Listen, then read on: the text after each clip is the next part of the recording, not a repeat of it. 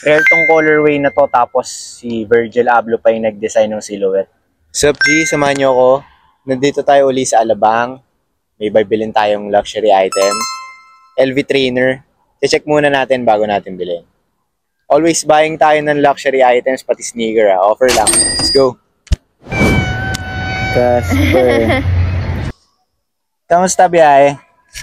Traffic lang. Traffic. Kailan mo siya na-purchase? 2010. Yan yung sasabi sa Buralo. Oo, naman yan, normal naman. Check natin.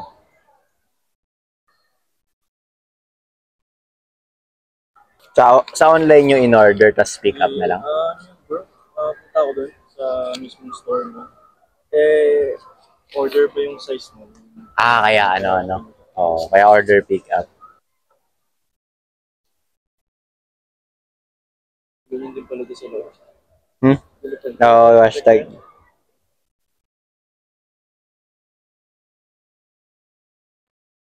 Iba pala yung sizing nila, ano? Oo, Kasi ako, 12 ako sa tapos dito, 9 yung. Oo, mga plus 1.5 or more, ganun. Gamit ko lang yan one time, tapos ang sakit na ng pako. Wala na, parang tambay na lang talaga. Sa akin ng seller, mas okay to na parang pag pinangat yung pako, hindi pa nalalaglag. Heel slip. Ang sikip naman, pag ang tagal nang sinusuot.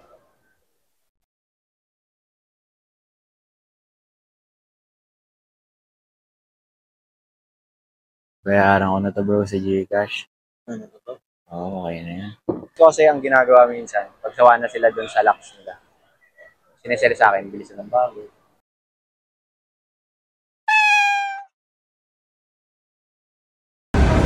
Okay na bro.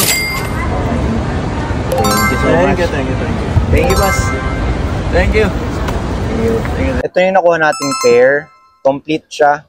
May box, 2 dust bag, tapos receipt.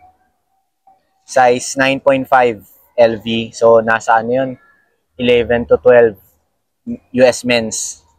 PM lang kayo kung interested. Rare tong colorway na to, tapos si Virgil Abloh pa yung nag-design ng silhouette. So, kaya madami talaga naghahanap lagi ng LV trainer. PM lang kayo agad. Peace!